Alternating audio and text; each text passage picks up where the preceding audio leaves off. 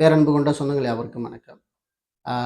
இந்த வீடியோவுடைய முக்கியமான நோக்கம் என்ன அப்படின்னா, இப்போ புதிய ஆட்சி வந்துருச்சு இல்லையா? ஸோ 60 ஆண்டு காலமாக இல்லாத இந்த 2 பெரும் கட்சிகள் இல்லாத ஒரு ஆட்சி தற்போது புதுசா வந்திருக்கு. இப்ப இதுல இருக்கிறவங்கலாம் இளையவர்கள் நெறைய பேர் இந்த கட்சி சார்பா இருக்கிறாங்க. நம்ம பொதுநலம் அப்படின்னு பார்த்தீங்கன்னா, கிட்டத்தட்ட 7, 8 ஆண்டுகளாக பொதுநல சேவைகள் செஞ்சுட்டு இருக்கோம். அதிமுக ஆட்சி காலத்திலேருந்து நம்ம சிஎம் செல்ல மனு போடுறது, மற்ற ஆர்டி எழுதுறது காரியங்கள்லாம் அப்பவும் செஞ்சோம். எங்கெங்க தவறு நடக்கோ அப்போலாம் கேட்டுக்கிட்டு தான் இருந்தோம். அதேபோல டிஎம்கே ஆட்சியிலும் சரி, நம்ம பயங்கரமா ஆர்டிஓ பண்ணோம். எல்லா இடத்துலயும் கூட்டம் நடத்தினோம். நம்ம விழிப்புணர்வு பண்ணோம். ஊழல் லஞ்சத்துக்கு எதிராக எத்தனையோ போராட்டங்கள் முன்னெடுத்தோம். சமூக ஆர்வல கொலைக்கு கூட நம்ம என்ன செய்தோம்னா, பயங்கரமான போராட்டங்கள்லாம் முன்னெடுத்தோம். இப்படிப்பட்ட நிகழ்வுகளை எல்லாம் நம்ம தொடர்ச்சியா செஞ்சுட்டு இருக்கிறோம். நம்ம டீம்ல நிறைய தம்பிகள் பயணிக்கிறாங்க.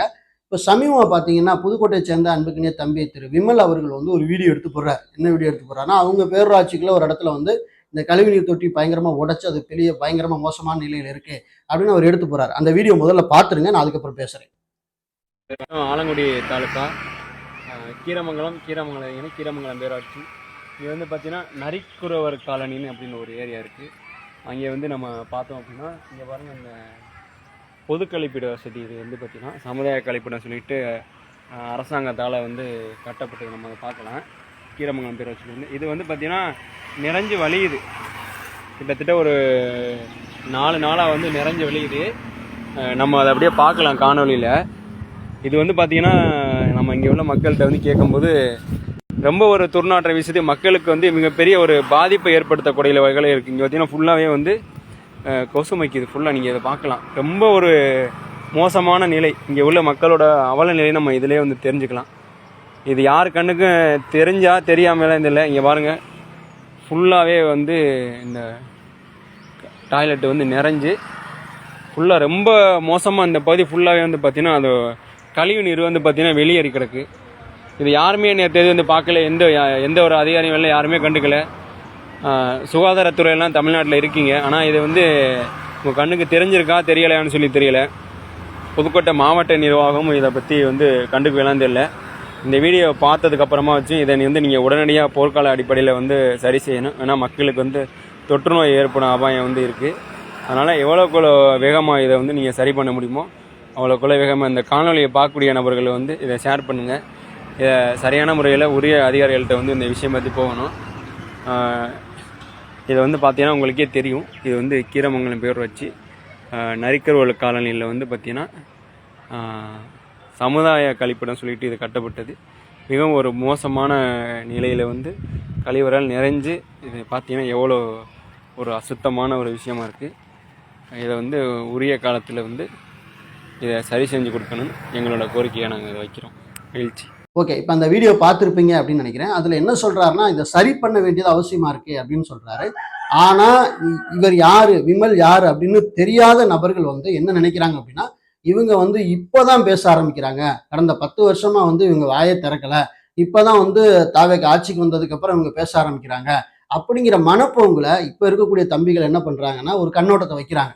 தயவு செய்து இந்த கட்சியில் இருக்கக்கூடிய அன்புக்குரிய தம்பிகளுக்கு, சொந்தங்களுக்கு, சகோதரிகளுக்கு நம்ம சொல்லக்கூடிய ஒரு விஷயம் என்ன அப்படின்னு கேட்டிங்கன்னா, முதல்ல யார் என்ன லெவலுங்கிறத நீங்கள் முதல்ல பாருங்கள். இவங்க யார், சமூகத்துக்காக எவ்வளோ வேலை பார்த்துக்கிட்டு இருக்காங்க, இவங்க யார் எப்படின்னு பார்த்து முதல்ல அந்த வீடியோ போடுறாங்கன்னா, அந்த வீடியோவில் உண்மைத்தன்மை இருந்தால் உண்மைத்தன்மைக்கு நீங்களும் சேர்ந்து குரல் கொடுக்கணும். ஒரு தவறு இருக்குது அப்படிங்கிறத அந்த தவறை சரி பண்ணுறதுக்கு நீங்கள் ஆளுங்கட்சியாக இருந்தால் கூட உங்கள் கட்சி சார்பில் நீங்கள் எடுத்து உங்கள் தலைமைக்கு தெரிவித்து இந்த தவறை சரி செய்யறதுக்கான முயற்சியில் தான் இறங்கணுமே தவிர, அதை விட்டுட்டு அந்த தவறை சப்பக்கட்டு கட்டி நீ என்ன கேள்வி கேட்குற, நீ இதுக்கு முன்னாடி கேட்டியா, இப்போ கேட்டியா அப்படிங்கிறதெல்லாம் பேச்செல்லாம் சரியானதில்லை. ஏன்னா அது ஒருத்தர் அதில் கமெண்ட் போட்டிருக்காரு. அதுக்காண்டி சொல்கிறேன்.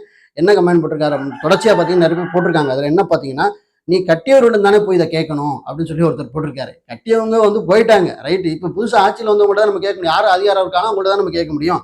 அது மட்டும் இல்லை, பார்த்தீங்கன்னா யாருக்குமே தெரியாதது போல இப்போ உனக்கு தெரியுது. 10 வருஷமா உனக்கு இல்லாத பொறுப்பு இப்போ எங்கேருந்து வந்துச்சு அப்படின்னு ஒருத்தர் போட்டிருக்காரு.